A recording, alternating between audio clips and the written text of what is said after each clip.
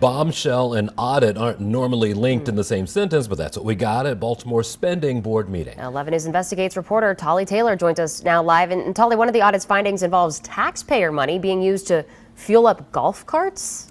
Pine Ridge and Mount Pleasant are two of the 5 municipal golf courses that are supposed to have been independently operated since 1985. But regardless of whether you've played there or not, this audit finds taxpayer money was being used to fuel up golf carts and other vehicles there over the past 7 years.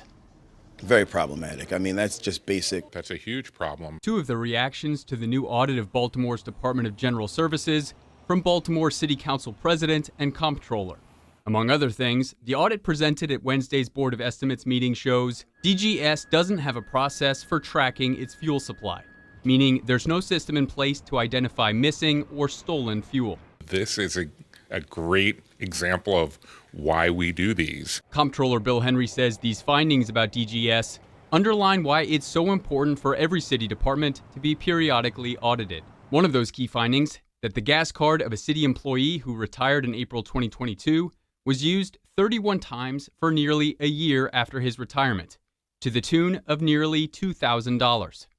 It's unclear if the retired employee continued to use it or if another employee was, and the Baltimore Inspector General is now said to be investigating. If we find this individual who did that, then we're going to look at criminal charges where we see fit. Mayor Brandon Scott says the audit is the latest indication that the city's government has been outdated for some time.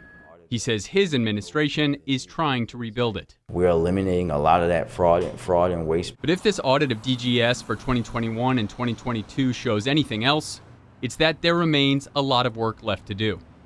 The audit also found that between 2017 and 2023, DGS mistakenly paid for nearly $50,000 in fuel for golf carts and other vehicles at Mount Pleasant and Pine Ridge, golf courses that were supposed to be independently operated by a nonprofit since 1985. There could be someone who goes to play one of those two courses, rents one of the golf carts there, and the gas that they're driving around on all day is paid for by taxpayers. Yes, that would be the situation, at least at those two courses. Finally, for the more than 8,000 gas cards that are currently active citywide, the audit found that 3 of the 9 fuel sites that were visited do not have security cameras. Not only should they all have cameras, but there also needs to be some standardization of what it means to have cameras. So we'll look to kind of bring this audit to the full council as it relates to not only the findings and recommendations, but kind of a check back to see kind of the progress that the agency has made throughout the next couple months. When I asked Mayor Scott if he's worried that there's been more widespread fraud with the city's fuel supply, he said he's not, and says that his administration will continue to build systems to fix issues like this. Mosby, Henry, and Mayor Scott were all quick to point out that DGS has agreed to recommendations made in the audit and is working to implement them right now. For 11 News Investigates, I'm Tolly Taylor.